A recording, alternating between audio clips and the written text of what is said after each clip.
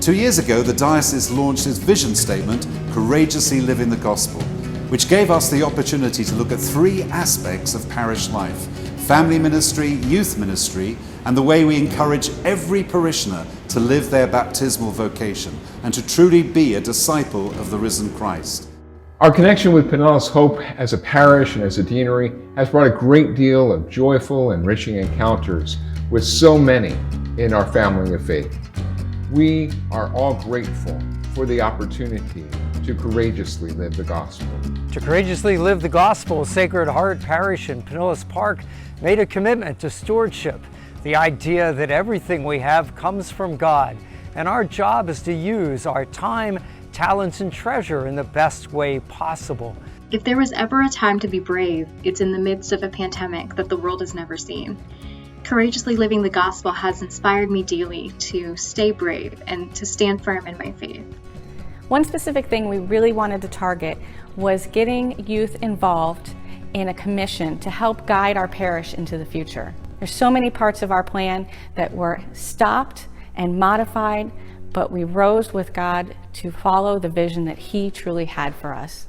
And what the Bishop asked us to do was to remember the word PI, to proclaim, invite, so people can encounter the mystery of Jesus Christ. The last retreat in spring of 2019, we had an opportunity to go to adoration, which is like good and beautiful always. But this particular time, the priest brought Jesus around in the monstrance in a healing procession.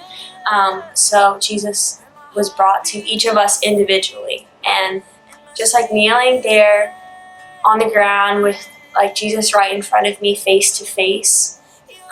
In that moment, I have never felt more seen, more known, or more loved by the Lord.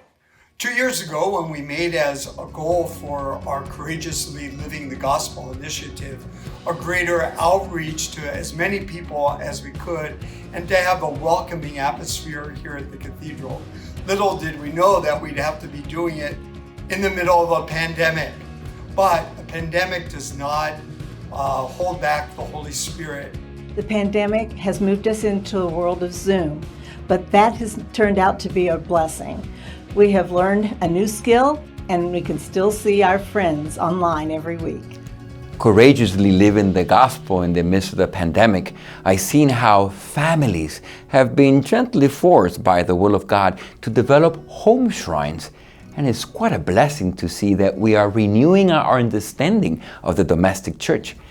As Vincentians, our vocation is to assist those in need in our area, and we do this in a number of ways. One way in which we provide aid is through our pantry to provide nutritional support. And another way is through our home visits to provide financial assistance. I was encouraged through District Park's Courageously Living the Gospel initiative to seek out new ways to form missionary disciples. Events such as Beachside Catechism and Walking with Mary were geared towards catechizing participants while evangelizing the community. Hello, we are St. Luke's the Evangelist Church Disciples of Hope. Our ministry is part of the Courageously Living the Gospel program. Our mission is to give all parishioners the opportunity to live the gospel through works of mercy. One of our first events was a food drive for the local food pantry, where we collected over 2,000 items. Our ministry has also started a prayer chain, and we are working with a local hospice to pray the Divine Mercy Chaplet for the dying. Encounter Christ. Be courageous.